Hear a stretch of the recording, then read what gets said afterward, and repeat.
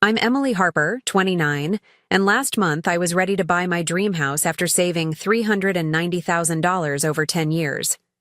I worked multiple jobs, lived in a tiny apartment, and sacrificed everything for this moment. Then I discovered my parents had emptied my account.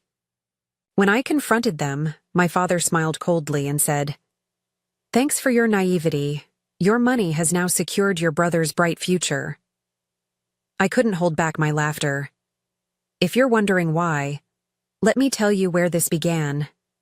Let me know where you're watching from in the comments, and hit that like and subscribe button to join me through this wild journey of betrayal and unexpected triumph.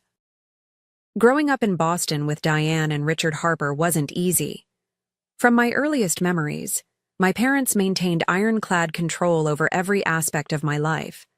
My clothing choices, friendship circles, extracurricular activities, even the books I read were subject to their approval. Nothing in our sprawling colonial house was truly mine.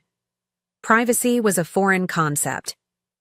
"We're only looking out for your best interests," my mother would say, while systematically dismantling any sense of autonomy I tried to build. She was a marketing executive who treated parenting like another project to be managed with clinical precision.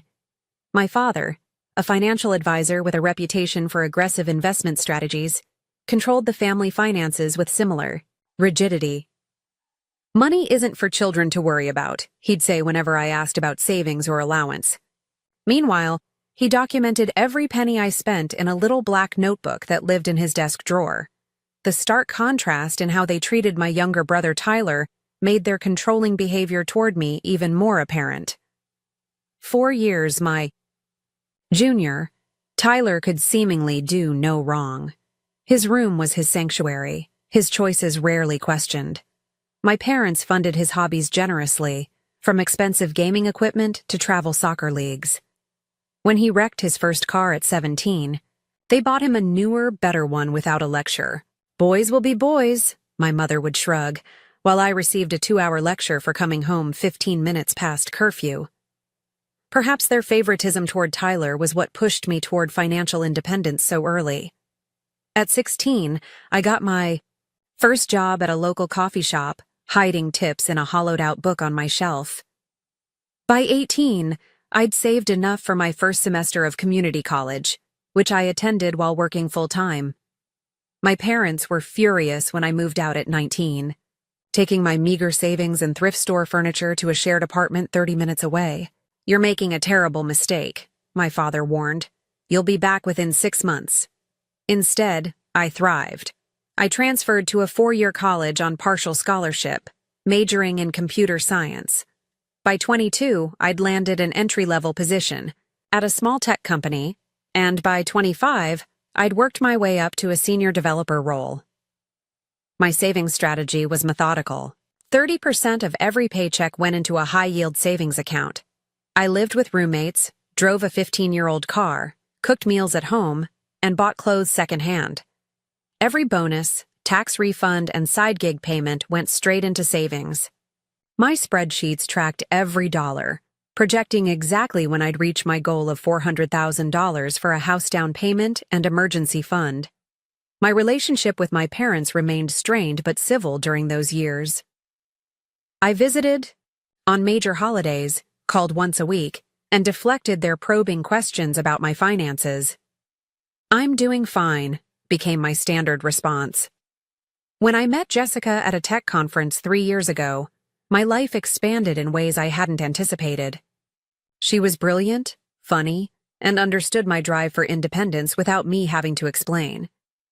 After a year of dating, we moved in together, further reducing my living expenses and accelerating my savings timeline.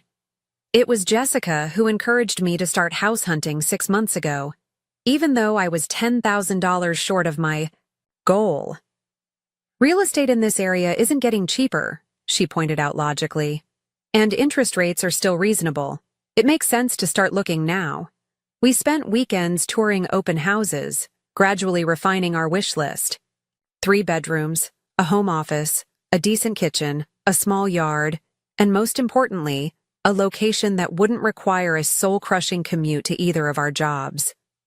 When we found the perfect house in a quiet neighborhood just outside the city, I knew immediately. The three-bedroom Craftsman with original woodwork and an updated kitchen was listed at $385,000, almost exactly matching my savings. "We could put an office in the smallest bedroom," Jessica said as we wandered through the sunlit rooms during our second viewing. "And the backyard has enough space for that garden you've always wanted." For the first time in my life, I allowed myself to picture a future that felt completely my own. A home that no one could control or take away from me. A foundation for the life I'd been working toward for a decade. My parents, predictably, were less enthusiastic. "Home ownership is a trap at your age," my father insisted during a Sunday phone call. "You'll be tied down with maintenance and property taxes when you should be focusing on career advancement. And why rush into such a commitment?" My mother added, "You're still so young, plenty of time to settle down later." Their reaction was expected, so I didn't share further details about the house or my plans to make an offer. Which is why I was confused when, during our next family dinner, my father mentioned the beautiful oak cabinets in the kitchen of the house I was considering. I hadn't told them about the oak cabinets. "How did you know about that?"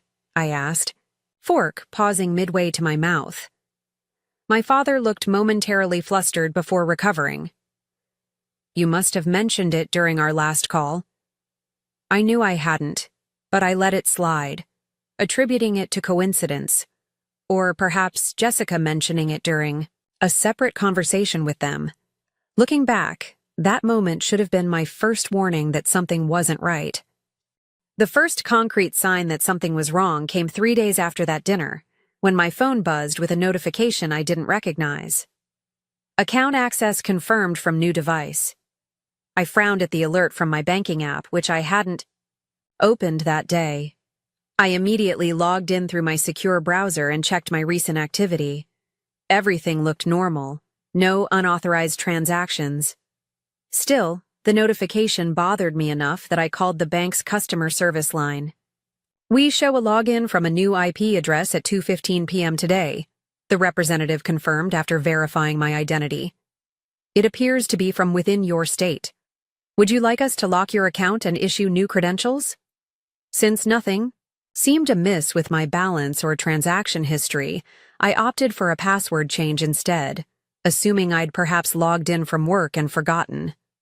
Still, a nagging sense of unease lingered.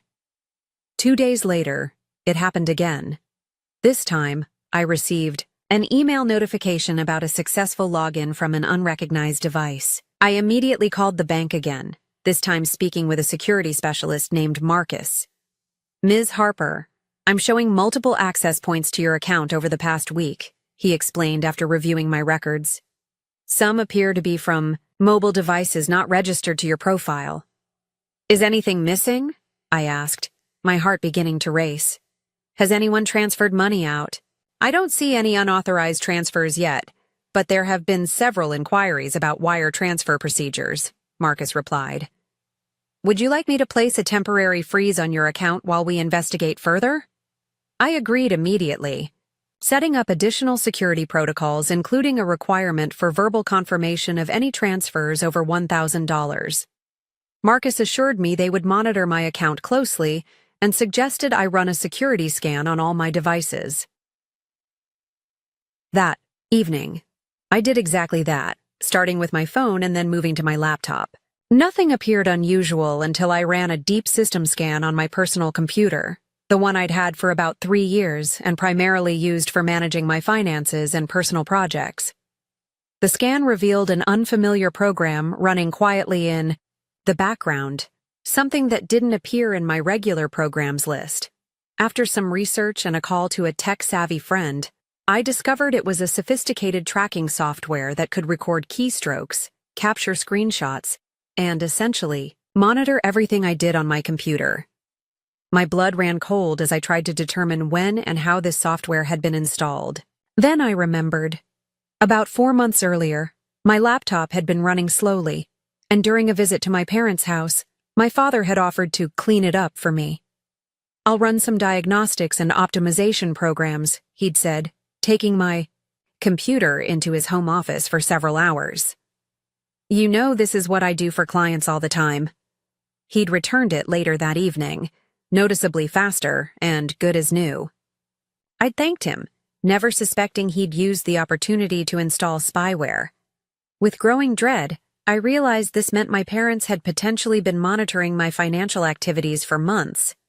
They would have seen my online banking sessions, my house hunting searches, every email about mortgage pre-approval, and even conversations with Jessica about our future plans. My hands shaking, I logged into my main savings account using Jessica's tablet, bypassing the temporary freeze with a phone verification. The balance read $0. Where there should have been $390,000, the result of 10 years of disciplined saving and sacrifice, there was nothing. I frantically checked my transaction history to find a wire transfer completed the previous day, sending the entire balance to an account I didn't recognize. The room spun around me as Jessica rushed over, alarmed by the sound that came out of my throat, something between a gasp and a scream. "Emily, what's wrong?" she asked, gripping my shoulders as I stared blankly at the screen. "It's gone," I whispered. "Everything. 10 years of savings, the house, our future. It's all gone." Jessica took the tablet, quickly scanning the information. "This has to be fraud," she said firmly. "We'll call the bank right now and report it. They can reverse wire transfers if we act quickly." But as I regained my composure and looked more closely at the transfer details, a sickening realization dawned. The receiving account holder information included a name I recognized all too well: Richard Harper, my father. "It's not fraud," I said quietly. "It's my parents." I tried calling them immediately, but neither answered. Text messages went unread. I even emailed both their personal and work addresses with the subject line, "Emergency, please contact me," but received no response. By morning, after a sleepless night pacing our apartment, I'd left 6 voicemails and sent countless messages. The silence was deafening, and in that silence, my shock transformed into something harder, more resolute. "I'm going over there," I told Jessica as I grabbed my car keys. "Today." "I'm coming with you," she replied, already reaching for her jacket. I shook my head. "I need to do this alone, but I'll call you immediately if I need backup." As I drove the 40 minutes to my parents' suburban home, my mind raced through possible explanations, each more implausible than the last. Perhaps it was a terrible mistake. Maybe they were trying to protect the money somehow. Could they have transferred it to a better investment vehicle as a misguided surprise? But the tracking software on my computer told a different story. This was calculated, deliberate, a violation so profound I could barely process it. The familiar tree-lined street where I grew up looked exactly the same as always: neatly trimmed hedges, freshly mulched flower beds, the American flag flying from the front porch, everything in its proper place, just as my parents preferred. Parked in the driveway behind my father's luxury sedan, and sat for a moment, gathering my courage. Then I walked up the brick pathway and rang the doorbell, though I still had a key somewhere in my apartment. My mother answered, her expression shifting from surprise to something carefully neutral when she saw me. "Emily," she said, stepping back to let me in. "This is unexpected. We usually do Sunday dinners, not Tuesday drop-ins." "Is Dad home?" I asked, not bothering with pleasantries. "In his study." "Is everything all right?" I didn't answer, just walked past her toward my father's home office. He looked up from his computer as I entered, removing his reading glasses. "Emily," he said, smiling blandly. "What brings you by on a weekday?" I closed the door behind me, suddenly aware of how calm I felt. Beyond anger. Beyond shock. Something crystalline and clear had formed in my chest. "I know what you did," I said simply. My father's expression didn't change. "You'll need to be more specific." $390,000, Transferred yesterday from my savings account to yours, and the tracking software you installed on my laptop when you supposedly fixed it. A flicker of something, not quite guilt, but perhaps surprise that I'd discovered everything so quickly. Then his face settled into firm resolve. "Sit down, Emily," he said, gesturing to the chair across from his desk. The same chair where I'd sat for countless lectures throughout my childhood. I remained standing. "Where is my money?" I asked. My mother entered then, closing the door softly behind her. "Richard," she said quietly. "She knows." "Of course she knows," he replied. "Sooner than we expected. But that doesn't change anything." He turned back to me. "The money is safe," he said, as if that answered everything. "We made a family decision about its best use." "A family decision?" I repeated incredulously. "You made a decision about my money that I've saved for 10 years without even talking to me? That's not a family decision. That's theft." "Don't be dramatic," my mother cut in, her voice sharp. "We're your parents. We've always known what's best for you, even when you can't see it yourself." "I'm 29 years old. I have a successful career, a relationship, and until yesterday I had a plan to buy a house. You had no right to interfere." My father stood, his height still imposing even though I was an adult now. "We had every right. You were about to make a terrible financial mistake, tying up all your liquid assets in an overpriced property in a market that's about to turn. We protected you from yourself." "By stealing from me?" My voice rose despite my efforts to stay calm. "By reallocating family resources where they'll do the most good," he corrected. "Your brother has been accepted to an elite business school, and he has a startup idea that needs capital. His education and business will benefit this family for generations." As if on cue, the front door opened and closed, and moments later, my brother Tyler appeared in the doorway of the study, looking confused at finding us all there. "What's going on?" he asked, glancing between us. "Nothing that concerns you," my mother said quickly.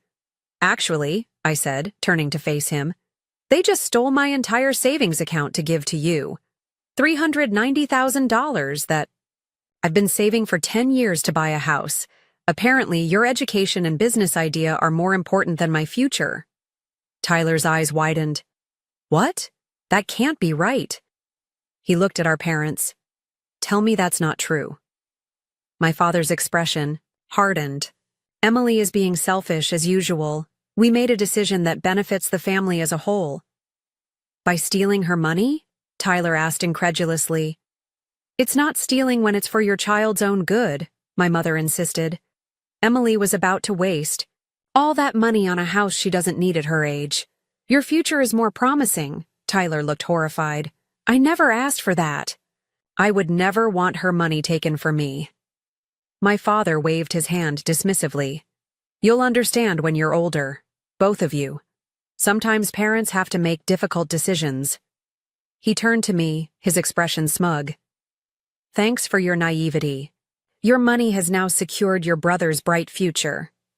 And then, to everyone's surprise, including my own, I started laughing. Not a small chuckle, but full-bodied laughter that bent me at the waist. My parents exchanged concerned glances. "Emily," my mother said cautiously, "are you all right?" I straightened, wiping tears from my eyes. "I'm better than all right. I'm fantastic. Because you didn't get what you think you got." My father's brow furrowed. "What are you talking about?" $390,000 is what I had in total savings, I explained, still smiling. But last week, after getting pre-approved, for a mortgage, I moved $351,000 to a separate secure account at a different bank. One that you didn't know about. The account you emptied only had $39,000 in it. The color drained from my father's face. "That's not possible. We monitored your main account. You never made any large transfers." "No, I didn't," I agreed. "Because after I noticed some strange activities on my account, I went to the bank in person and arranged for a banker to help me transfer the funds physically, with no digital trail. I was planning to surprise Jessica with the good news that we could make an offer on the house with extra funds for renovations. My mother sank into a chair. You're lying.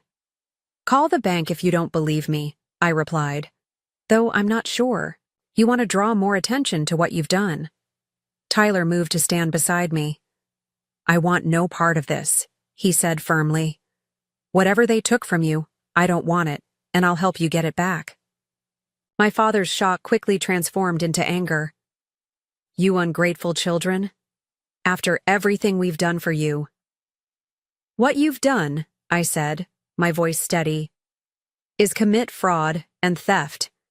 You installed spyware on my computer without my knowledge, or consent. You used that information to access my bank account without authorization, and you transferred funds that didn't belong to you. That's not parenting. That's criminal. You wouldn't press charges against your own parents, my mother said, but uncertainty flickered in her eyes. Watch me, I replied. I turned to leave, then paused at the door. You have 24 hours to return my $39,000. After that, I'm going to the police with evidence of everything you've done. As Tyler and I walked out together, leaving our parents stunned in the study, I felt a weight lift from my shoulders that I hadn't realized I'd been carrying my entire life. My 24-hour deadline came and went with no money returned and no communication from my parents. True to my word, I filed a police report the following morning, bringing copies of bank statements, screenshots of the unauthorized wire transfer, and evidence of the spyware found on my computer. Detective Kimberly Walsh took my statement, her expression growing increasingly serious as I explained the situation. Unfortunately, we see cases like this more often than you might think, she told me.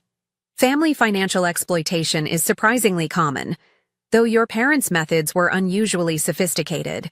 She explained that they would investigate, but also recommended I consult with an attorney who specialized in financial crimes.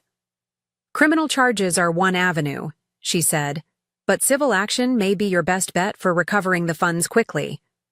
Through a colleague's recommendation, I found Sarah Williams, an attorney who had previously handled several cases involving parental financial abuse of adult children. Her office was small but impeccably professional, and she listened intently as I recounted my story. First things first, she said when I'd finished. We'll file for an emergency injunction to freeze the funds they took so they can't spend or hide them. Then we'll proceed with both civil claims for the return of your money plus damages and work with the police on potential criminal charges. True to her word, Sarah moved quickly. By the end of the week, a judge had granted our request to freeze my parents' accounts where my money had been deposited. The formal complaint filed against them included charges of theft, fraud, unauthorized computer access, and invasion of privacy. My parents' response was swift and predictable. They hired Bradford Montgomery, one of the most expensive attorneys in the city, known for representing wealthy clients in complex financial disputes. Their formal response to our complaint was a blend of denial and justification, claiming they had acted out of parental concern and fiduciary duty.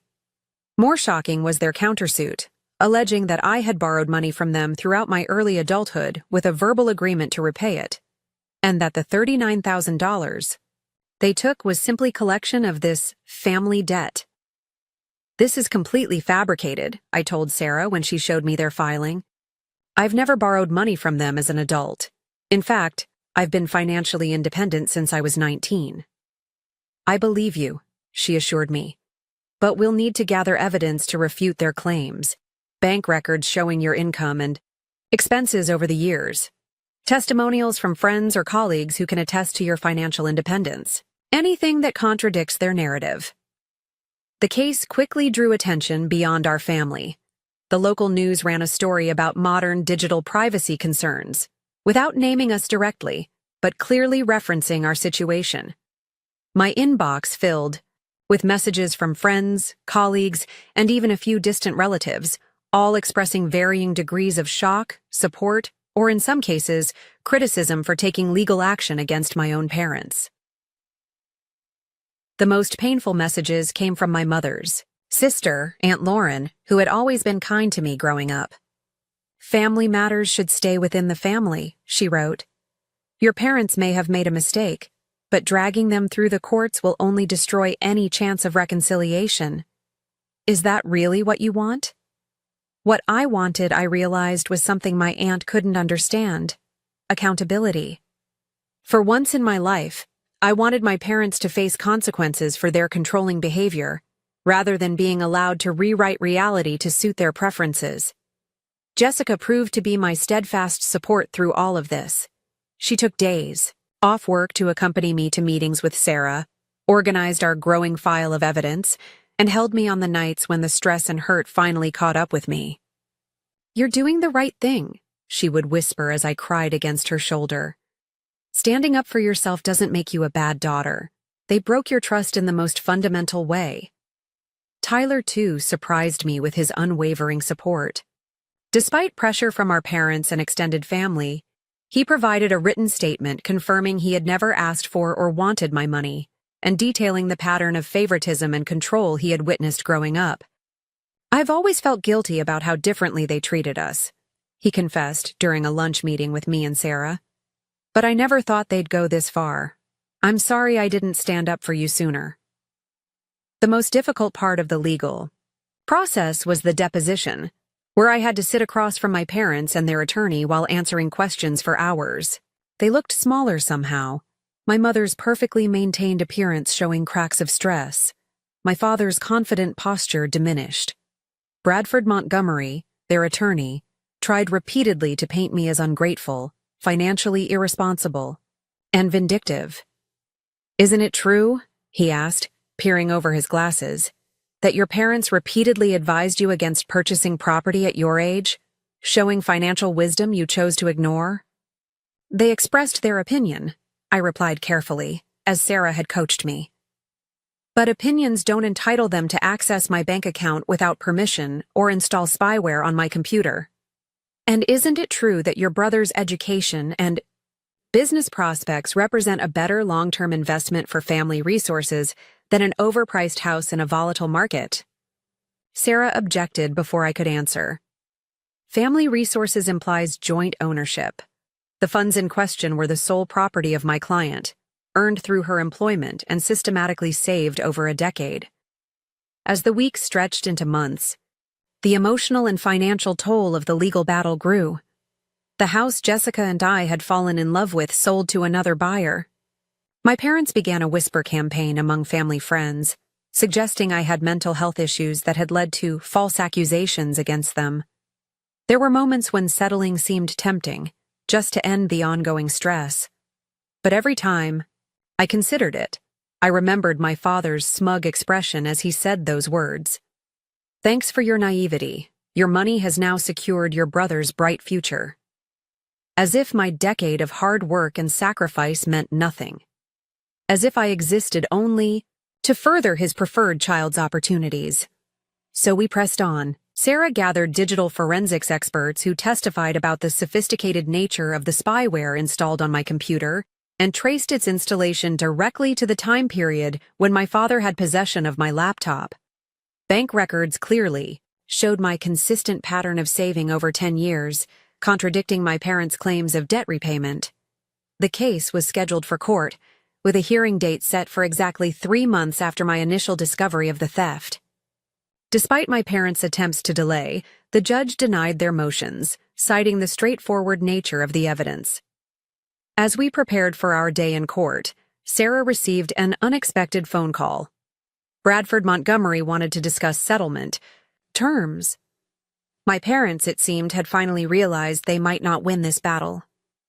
The courtroom was smaller than I'd imagined, with worn wooden benches and fluorescent lighting that seemed too harsh for the weight of what was about to unfold. I sat beside Sarah at the plaintiff's table, my back straight despite the knot of tension between my shoulder blades. Across the aisle, my parents sat with Bradford Montgomery, neither looking in my direction. Judge Patricia Alvarez entered, and the proceedings began with opening statements. Sarah went first, her voice clear and confident as she laid out the facts of the case without emotional embellishment. This case is fundamentally about violation, she concluded. violation of privacy through unauthorized surveillance software, violation of financial autonomy through unauthorized account access, and, most painfully, violation of the sacred trust between parent and child. Bradford Montgomery's opening painted a different picture, portraying my parents as concerned mentors who had tried to guide their impulsive daughter away from financial ruin. The Harpers have decades of financial expertise between them, he argued smoothly. They witnessed their daughter about to commit her entire savings to an overpriced property in a precarious market. Their actions, while perhaps overzealous, were motivated by parental protection, not criminal intent. When my turn came to testify, I walked to the witness stand on legs that felt both numb and shaky. After being sworn in, I looked out at the courtroom, briefly meeting Jessica's encouraging gaze from the gallery. "Ms. Harper," Sarah began gently, "please tell the court about your financial history since becoming an adult." I described my path to independence, the multiple jobs, the careful budgeting, the systematic saving, all documented in the financial records already submitted as evidence. I explained my dream of homeownership and the security it represented to me. "And when did you first suspect something was wrong with your account?" Sarah prompted. I detailed the strange notifications, the discovery of the spyware, and the devastating moment when I realized my entire savings had vanished, transferred to an account in my father's name. "Did you ever give your parents permission to access your financial accounts?" "No, never." "Did you ever agree that your savings should go toward your brother's education or business ventures?" "Absolutely not." "And how has this incident affected you, Ms. Harper?" I paused, gathering my thoughts. Beyond the obvious financial impact, it's shattered my sense of security. The two people who were supposed to protect me instead exploited my trust in the most intimate way possible, monitoring my private communications and taking what I'd worked so hard to build. There are moments I still can't believe it's real. Bradford Montgomery's cross-examination was aggressive, as expected. He questioned my financial knowledge compared to my father's expertise. He implied that my decision to buy a house was emotionally driven rather than financially sound. He even suggested that my parents had discussed their concerns with me multiple times, and I had stubbornly refused to listen. "No," I corrected firmly. "They expressed opinions about my house hunting. Yes, but at no point did they say, 'We're considering taking your money for your brother instead.' That's not a conversation we ever had." The digital forensics expert who examined my computer was next, methodically explaining how the spyware worked, when it was installed, and the extent of surveillance it enabled. "This software captures keystrokes, including passwords," she explained to the visibly disturbed judge. "It takes periodic screenshots without the user's knowledge and uploads them to a remote server. It can even activate the computer's camera and microphone remotely. This is not consumer-grade parental monitoring software, but rather sophisticated surveillance technology, typically used in corporate espionage or by private investigators." My father shifted uncomfortably in his seat as she detailed the exact date and time the software was installed, matching precisely to when he had taken my laptop to fix it. Perhaps the most damaging testimony came from an unexpected source. The bank manager who had helped me transfer the majority of my savings to a secure account took the stand, confirming that I had come to the bank in person, expressed concerns about unusual account activity, and asked for assistance in protecting my assets. Ms. Harper specifically mentioned feeling that someone might be monitoring her online banking activity, he recalled. She requested that we handle the transfer with no digital notification or electronic trail, which is unusual but not unprecedented when clients have security concerns.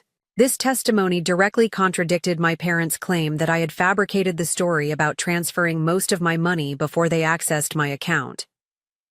The real surprise of the day came during my brother Tyler's testimony. I had expected him to confirm his written statement about never asking for my money, but he went much further. "My parents have always treated Emily and me differently," he stated clearly. "Growing up, I received opportunities, trust, and resources that she didn't, for no reason except that I was their son and she was their daughter." A murmur ran through the courtroom as he continued. When I learned what they had done with Emily's money, supposedly for my benefit, I was horrified. But I wasn't entirely surprised. This fits a pattern of control they've maintained over her for as long as I can remember.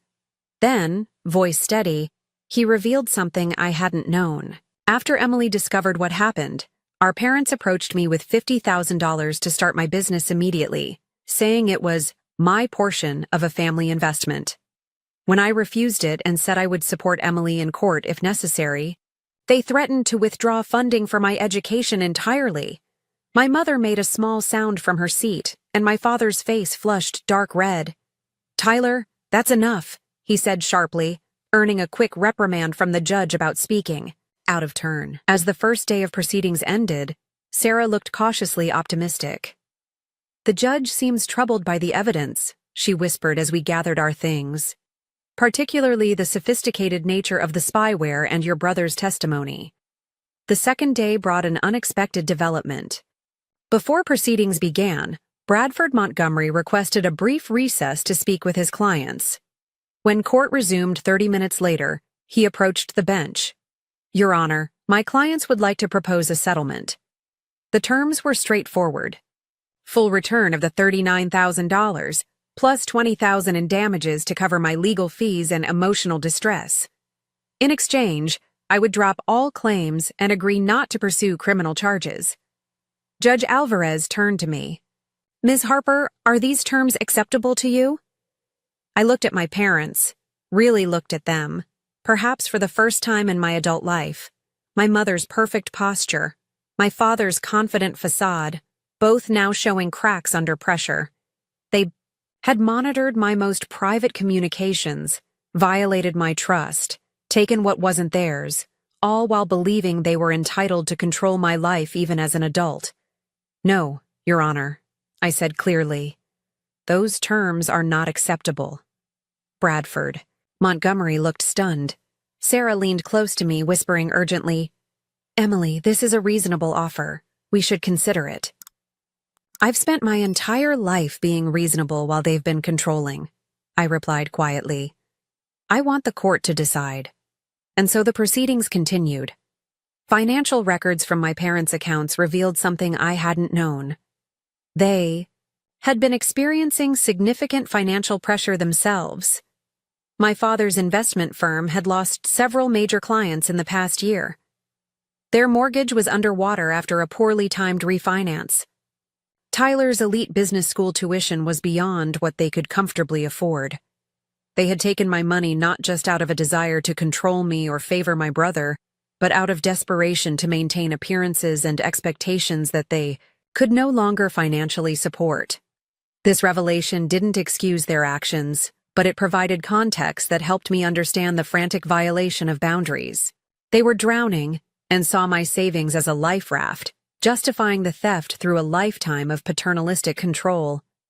In her closing argument, Sarah emphasized the deliberate nature of my parents' actions. "This was not a momentary lapse in judgment," she stated firmly. "It was a calculated series of invasions executed over months, culminating in the theft of my client's life savings. The court must send a clear message that family ties do not exempt anyone from basic legal and ethical boundaries." Bradford Montgomery's closing was more subdued than his opening had been, focusing primarily on my parents' previously unblemished reputation in the community and their sincere belief that they were acting in the family's best interest. Judge Alvarez took a day to consider her ruling. When we returned to court, the tension was palpable. "In the case of Harper versus Harper," she began, her voice stern, "this court finds in favor of the plaintiff. The defendant's actions constitute a clear violation of multiple statutes regarding privacy, unauthorized computer access, and financial fraud. She ordered my parents to return the full $39,000, plus $50,000 in punitive damages, and granted a permanent injunction barring them from any contact with my financial institutions or electronic devices. While the court acknowledges the special relationship between parents and children," she added, looking directly at my parents, "that relationship does not confer ownership or control of an adult child's assets. Ms. Harper has demonstrated admirable financial responsibility and independence.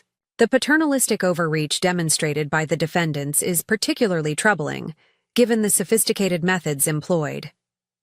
As a final point, she noted that she would be referring the case to the district attorney's office for consideration of criminal charges, though the decision to prosecute would be at their discretion. My parents sat motionless as the ruling was read, my father's face pale, my mother's eyes downcast. They had lost not just the case, but the carefully constructed narrative they'd built around their actions, their parenting, and their own financial stability. As we left the courtroom, Tyler caught up with me in the hallway. "Are you okay?" he asked, concern evident in his eyes. I considered the question seriously. "Not yet," I answered honestly. "But I will be." The weeks following the court ruling brought both practical challenges and emotional upheaval. My parents complied with the financial judgment promptly, likely hoping to minimize their exposure to potential criminal charges. The district attorney ultimately decided not to pursue criminal prosecution, citing my parents' clean prior record and the full financial restitution already made. With the return of my $39,000 plus the additional $50,000 in damages, I now had even more than my original savings goal. Jessica and I resumed house hunting, though the market had shifted slightly in the months of legal proceedings. "What about this one?"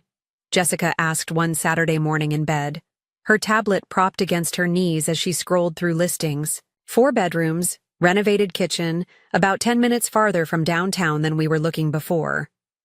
The house was beautiful, slightly larger than our original target, with a wraparound porch and established garden.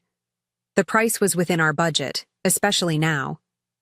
"It's perfect," I said, a flutter of excitement replacing the knot of anxiety that had lived in my chest for months. "Let's see it today." 2 weeks later, our offer was accepted. As we signed the mountain of paperwork at closing, I felt a surreal sense of accomplishment.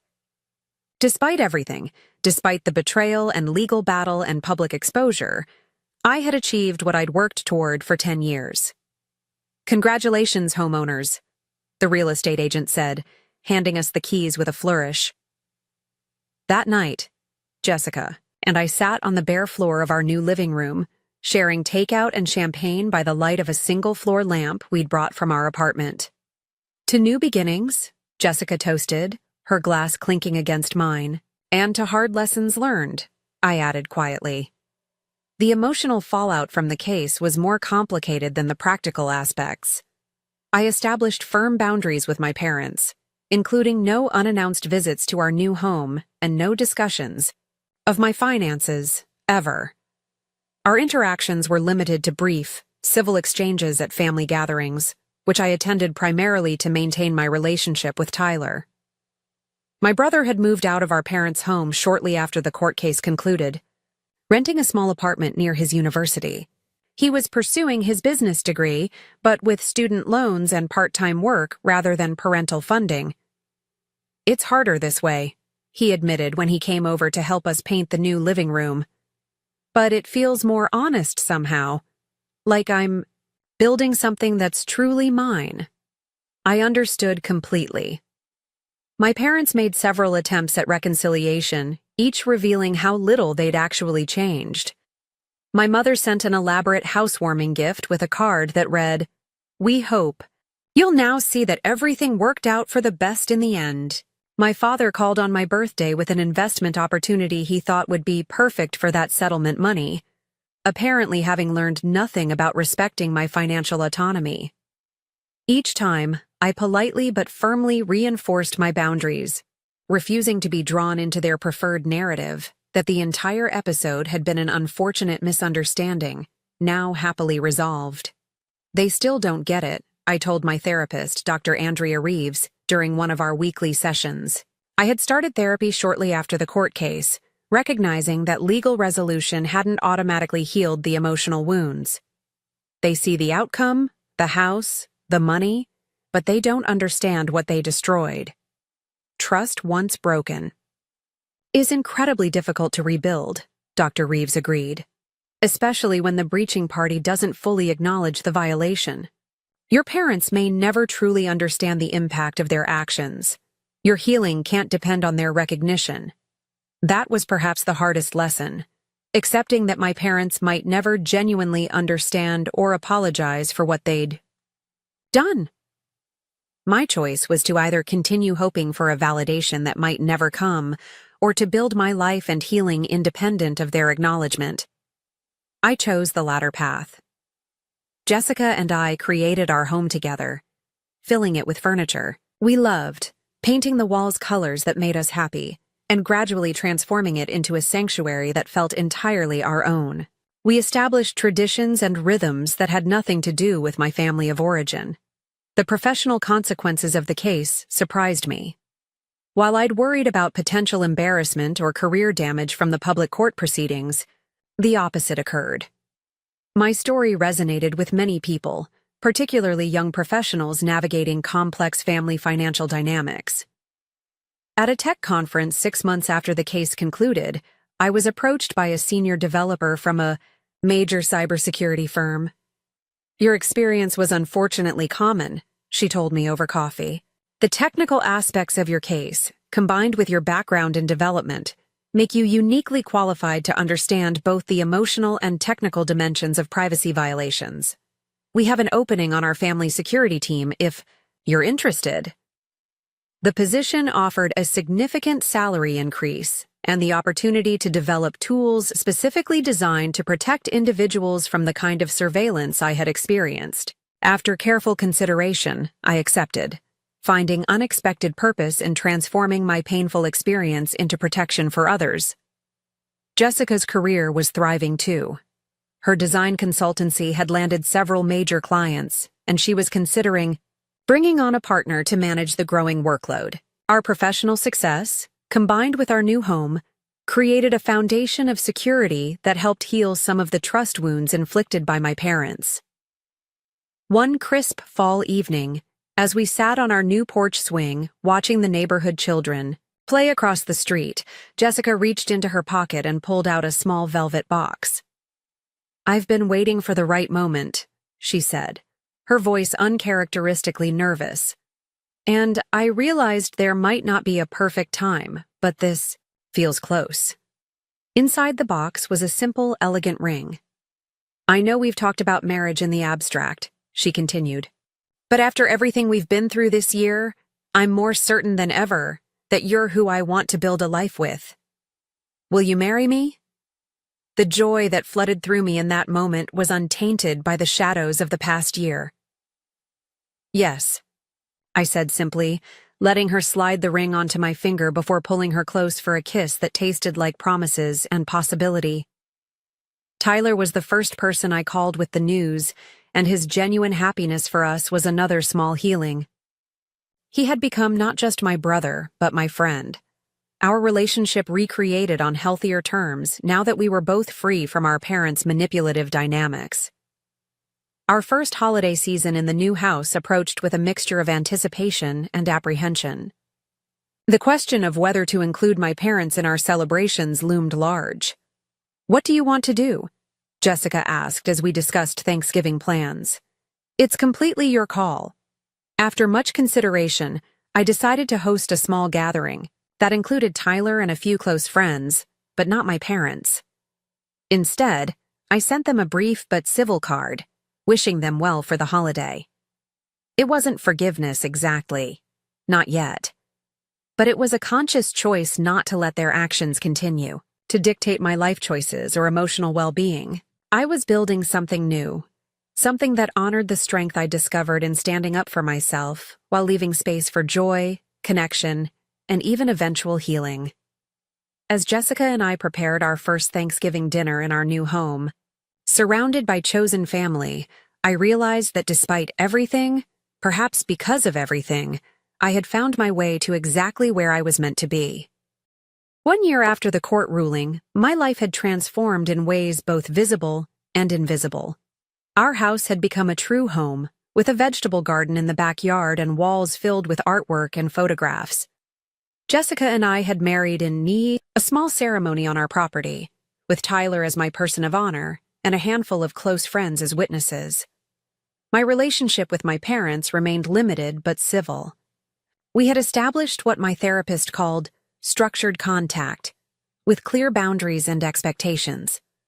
Holiday gatherings were hosted at neutral locations, conversations kept to safe topics, and any attempts to discuss finances or offer unwanted advice were met with a polite but firm redirection.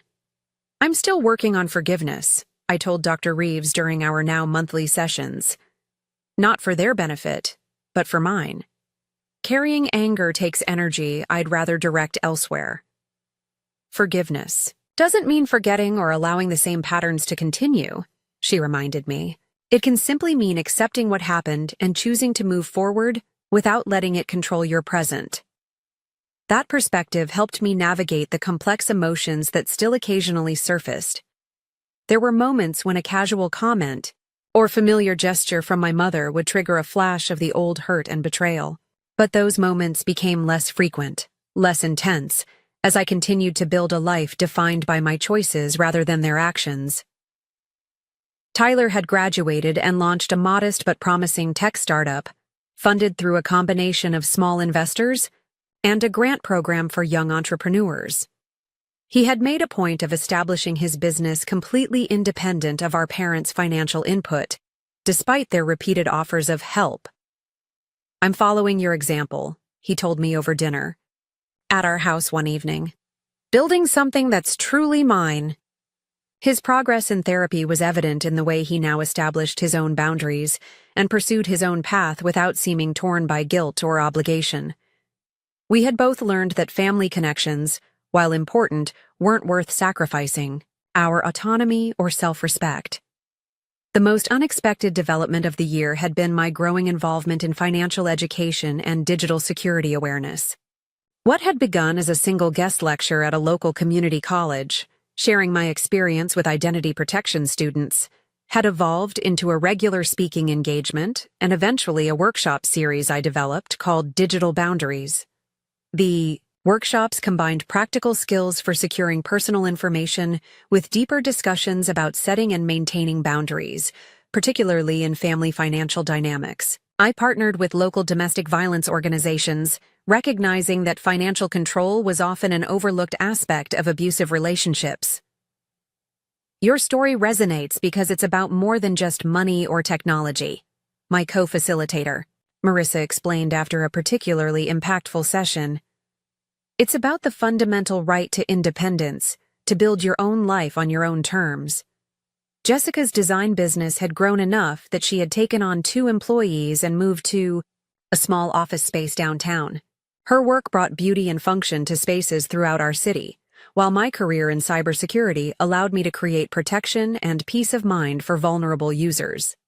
Together, we had created not just a home, but a foundation for meaningful work that extended beyond our own experience, transforming pain into purpose in ways I couldn't have imagined during those dark days after discovering my parents' betrayal. My perspective on family had evolved significantly. I'd come to appreciate that biology offered no guarantees of healthy connection or mutual respect. The most meaningful relationships in my life were now built on choice, trust, and reciprocity, rather than obligation or shared DNA. Family is who sees you clearly and loves you anyway, Jessica said one evening as we hosted a dinner gathering that included Tyler, my closest work colleagues, and friends who had supported us through the legal battle and beyond. Looking around the table at these people who had chosen to show up for me, who had earned my trust and honored my boundaries, I knew she was right. This understanding didn't diminish the complexity of my feelings about my parents. I could acknowledge their formative role in my life, even some positive aspects of my upbringing, while still maintaining the boundaries necessary for my well-being. I could wish them well without allowing them the opportunity to harm me again. On the anniversary of the court ruling, I received an unexpected email from my father. Unlike his previous attempts at communication, which had been defensive or minimizing, this message seemed different from the first line. "I've been doing some difficult reflection," he wrote. "While I still believe our intentions were to protect the family, I've come to recognize that our methods were deeply wrong. The privacy violation and taking your money without permission were inexcusable breaches of trust, regardless of our motivations. I don't expect this acknowledgement to change anything between us, but after a year of therapy of my own, I felt it important to take responsibility for my actions without qualification. I read the message several times, sharing it with Jessica, and discussing it in my next therapy session. It wasn't a magical resolution, not a Hollywood moment of tearful reconciliation, but it was perhaps the first genuine accountability my father had offered in my entire life. I responded briefly, thanking him for the acknowledgement without promising any change in our current arrangement. True repair, if it was ever possible, would require sustained change over time, not a single moment of insight.